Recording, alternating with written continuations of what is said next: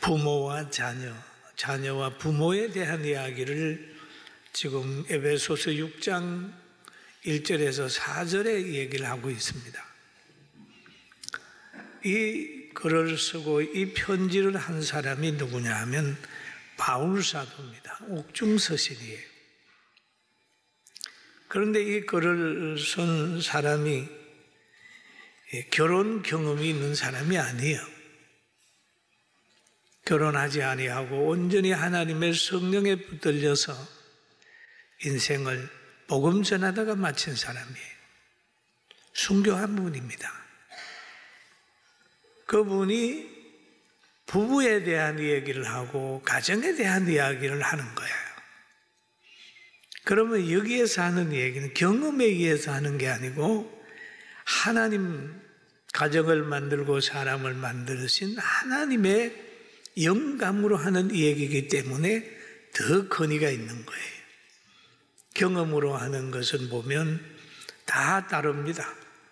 다 달라요. 그러나 가정을 만드신 하나님의 말씀이기 때문에 이 말씀은 우리가 묵상해야 되고 읽어야 되고 행해야 되는 것입니다. 그래서 오늘 본문에 보면 6장에 가기 전에 그런 얘기를 합니다. 5장에 가면 남편들아 라는 얘기를 하면서 아내를 사랑하기를 그리스도께서 교회를 사랑하시고 그 교회를 위하여 자신을 주심같이 하라라는 말을 하고 있어요. 그럼 가정이 제일 처음에 아내와 남편으로 시작이 됩니다. 남자와 여자가 만나서 부부를 이룸으로 인하여 시작이 돼요. 그리고 남자는 부모를 떠나 아내와 연합하여 둘이 한 육체가 될지니라 얘기를 합니다.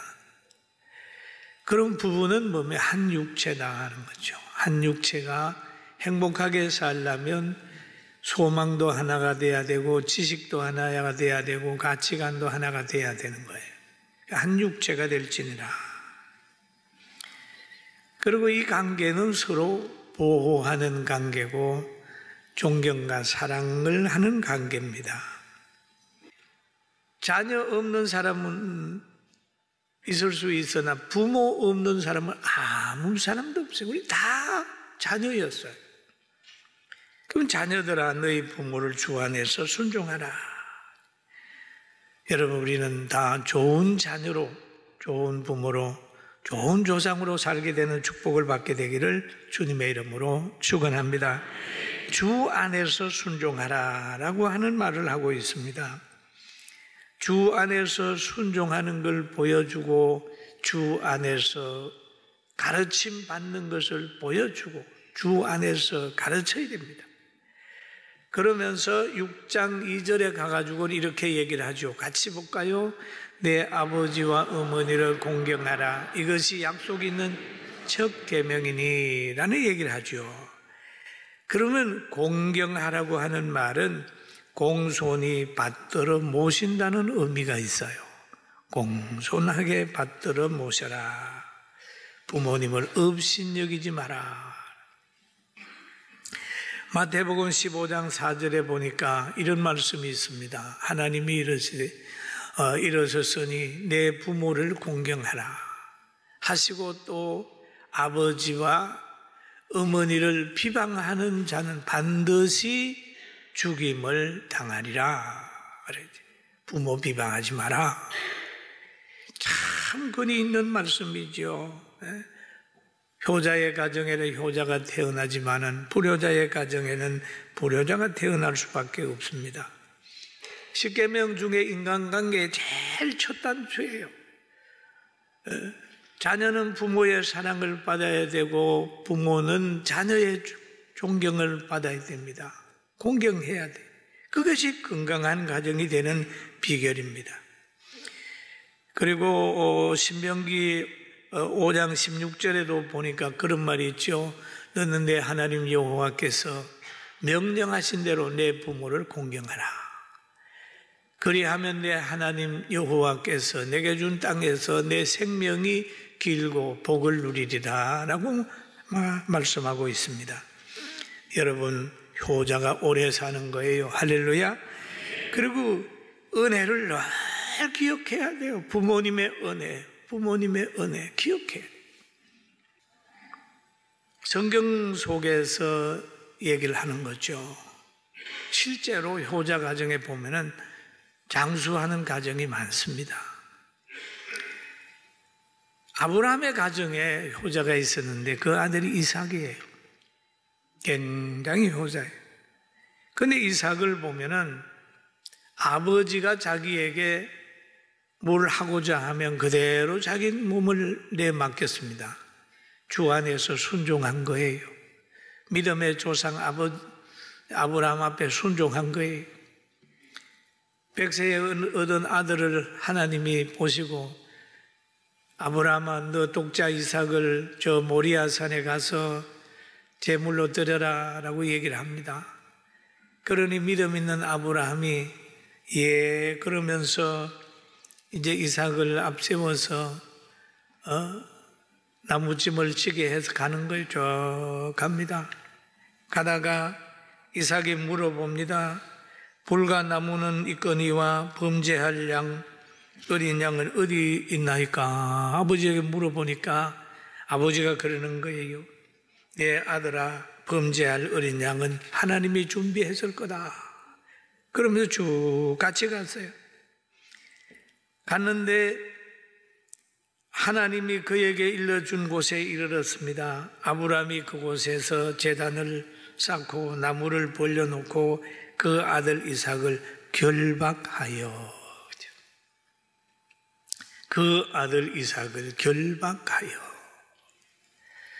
여러분 힘으로 결박했을까요?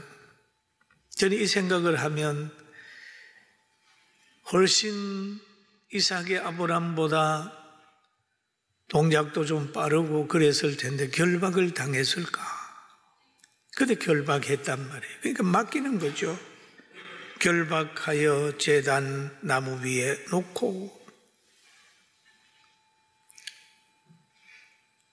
아브라함이 손을 내밀어 칼을 잡고 그 아들을 잡으려 했다.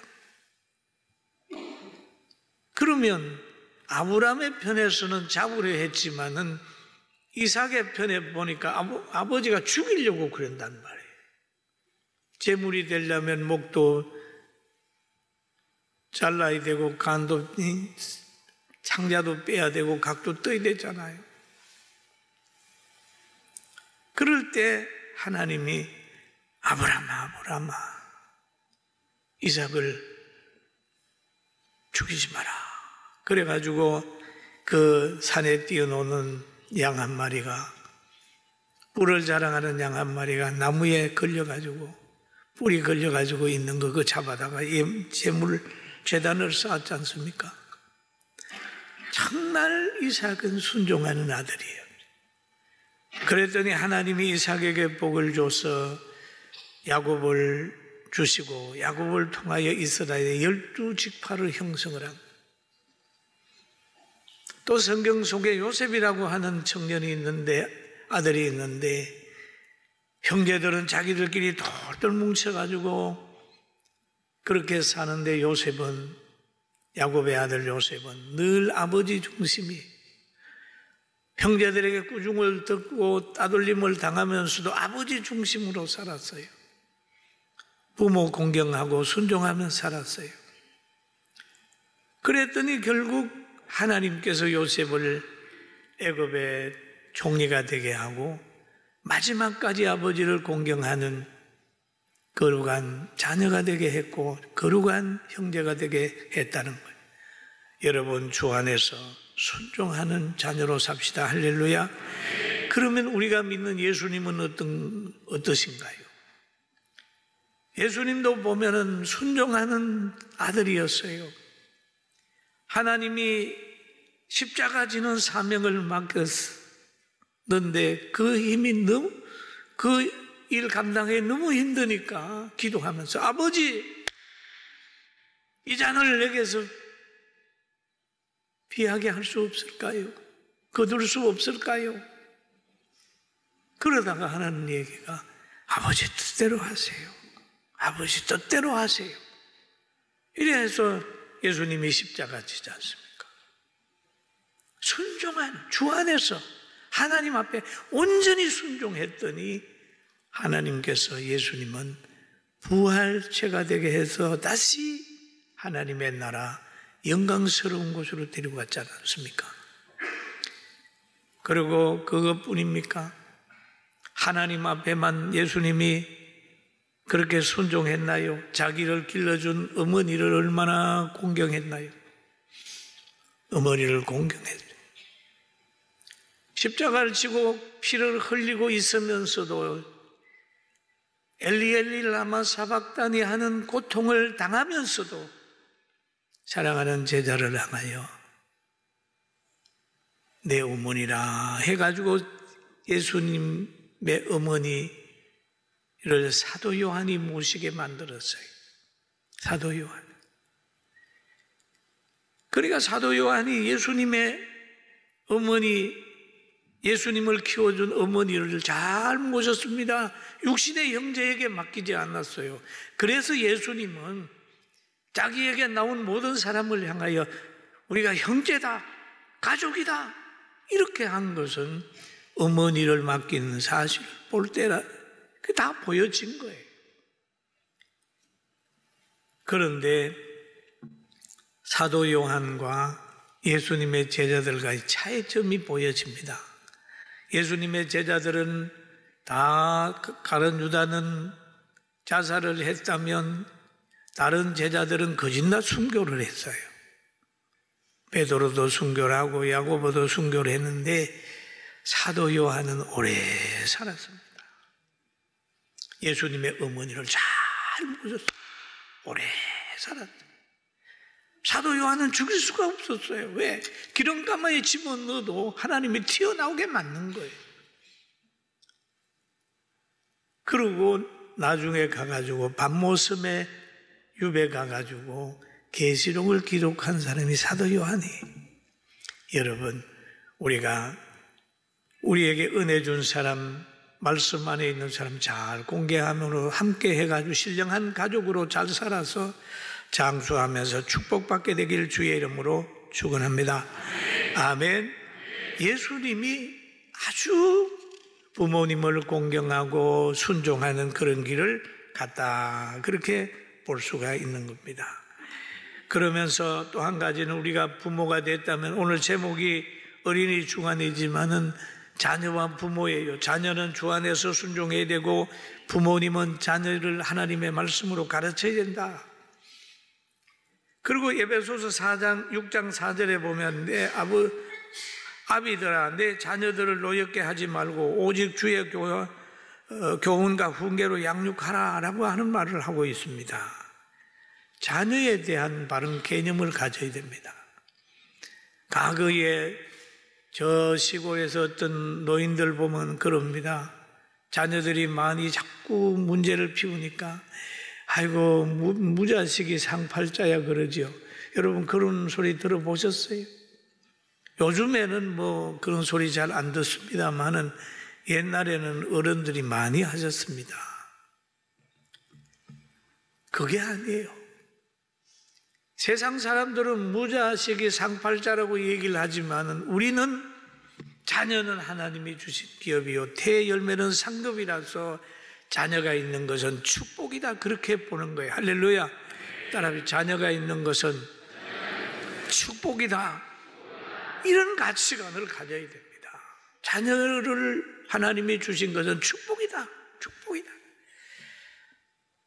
그래서 시편 127편에도 말합니다. 보라 자식은 여호와의 주신 기업이요 기업이다. 태의 열매는 상급이다. 상급이다. 그럼 자녀를 얻을 때마다 야 기업이다 상급이다 좋다 이렇게 가야 됩니다. 그 다음에 젊은 자의 자식은 장사의 수중의 하살 같으니 장사의 수중의 하살 같으니 라고 얘기를 합니다. 과거에 임꺽정이라고 하는 여러분 영화가 있어요. 그 연속극 영화가 있는데 임꺽정이를 아무도 제압을 하지 못했어요. 옆에 가면 그 힘에 그냥 됐는데 임꺽정이가 활을 맞아서 죽었어요. 막걸리에 몇 대 맞으니까 걸어가다가 쓰러지더라고요. 할이라고 하는 건 장사의 수중의 하살은요, 멀리 있는 적을 공격하는, 자녀는 부모에게 그만큼 소중한 무기가 되게 되고 유산이 되게 되고 하나님이 주신 선물이 되는 거예요. 자녀 입장에서는 부모님의 능력이 돼줘야 되고, 부모님은 자녀를 보면서 그런 기대와 사랑을 가지고 양육해야 되고 조건 없이 기다리며 사랑해야 됩니다. 할렐루야.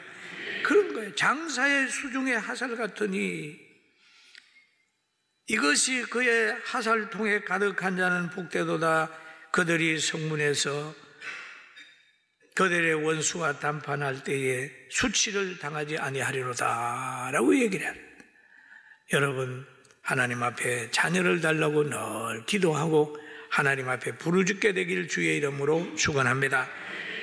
자녀는 하나님이 주신 기업이요, 기업이기 때문에 하나님의 방법으로 경영해야 되고 하나님의 방법으로 키워야 되고 그랬습니다. 그러나 사탄들은 우리의 자녀들까지라도 사탄의 도구가 되게 하고 부모님에게 반항하게 만들고 역사를 잘못 가르쳐서 부모님과 갈등하게 만들고 그렇게 만드는 거예요. 자녀가 한나에게 있어요. 그런데 자녀가 없습니다. 그리고 또 하나 남편이 아내가 둘이 있었는데 분인나라고 하는 여인은 자녀를 잘 낳았어요.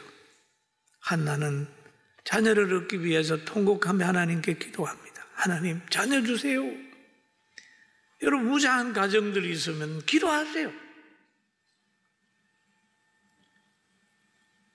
자녀 주세요. 한나도 기도했어요. 그러면서 성경에 보면 한나가 마음이 괴로워서 여호와께 기도하고 통곡하며 서버하여 이르되 망군의 여호와여, 만일 주의 여종의 고통을 돌아보시고 나를 기억하여 주의 여종을 잊지 아니하시고 주의 여종에게 아들을 주시면 내가 그의 평생에 그를 여호와께 드리고 삭도를 그의 머리에 대지 아니하겠나이다 라고 소원 기도를 했어요. 그랬더니 하나님이 그 기도 들어주셔서 자녀를 줬어요.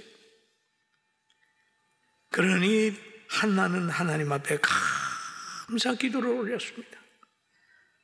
한나가 기도하여 이르되 내 마음이 여호와로 말미암아 즐거워하며 내 뿔이 여호와로 말미암아 높아졌으며 내 입이 내 원수들을 향하여 크게 열렸으니 이는 내가 주의 구원으로 말미암아 기뻐함이니이다 라는 얘기를 하죠. 여러분, 자녀를 주실 때 한나처럼 감사기도 하게 되길 주의 이름으로 축원합니다. 아멘. 기도할 때 하나님, 우리 자녀 주신 것 감사합니다. 아들, 딸 주신 것 감사합니다. 이렇게 기도합니다. 그리고 우리는 어떤 일을 만났을 때에 자꾸 환경의 걸 보고 빠집니다. 나사로의 무덤 앞에서 썩어 냄새나는 나사로를 보고 좌절합니까? 옆에서 나사로를 불러내는 예수님을 보셔야 됩니다. 그래야 희망이 있죠. 주님이면 죽은 나사로도 살려낼 수 있겠다. 주님을 바라. 십자가에 달려가신 예수님만 생각하고 울 게 아니라 그 가정을 넘어 부활하신 예수님을 바라보면서 할렐루야 찬송할 수 있어요.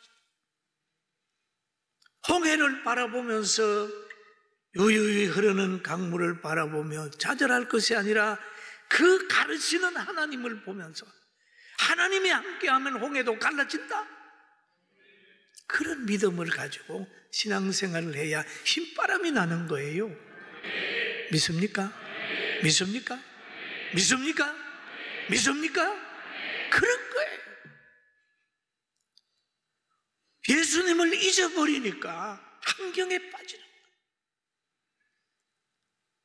예수님을 바라보면 물리로 걸어가게 되는데 풍랑을 바라보니까 빠져버려요. 지금 수없이 많은 사람들이 예수 믿다가 좌절하고요. 환경에 빠져가지고 코로나가 들었고 죽음이 들었고 물질이 들었고 고통이 들었고 사람이 들었고 그런다니까 빠져버려요. 여러분 보세요. 우리가 천국과 지옥을 믿잖아요. 우리는 걸어가고 있습니다. 안 믿는 사람은 지금 매일 지옥을 향하여 한 발짝 두 발짝 걸어가고 있습니다. 생각해 보세요. 얼음 위에 집을 지어서 지금 봄이 오면 녹아버리는데 그것도 모르고 거기가 편안한 줄 알고 있다고 하면 그 가정을 아는 사람은 얼마나 다급하겠어요. 빨리 나와라. 우리는 천국을 향하여 가고 같이 가는 거예요. 우리의 영혼을 모르면 그냥 깜깜한 길 아무 생각 없이 가다가 갑자기 가는 거죠. 다행스럽게 여러분과 저는 천국으로 가게 됐으니 감사합니다. 아멘. 아멘. 네. 소장을 목사님의 그게 보면은 비석에는 9가지 감사라고 쓰여 있더라고요. 그런데 그 아들 하나 이 얘기는 10가지 감사인데 하나가 빠져서 자기가 하나 추가한다고 얘기를 하더라고요. 라고 하는 아이, 유학보다 더 좋은 천국 가게 하신 그 감사 하면서 쭉 9가지 얘기했죠. 여러분 자녀 주심을 감사하고 어린이 주간을 통하여 다시 한번 새로운 꿈을 가지고 주님 바라보면서 자녀 주신 하나님께 감사하고 앞으로 주실 하나님께도 감사하게 되기를 주의 이름으로 축원합니다.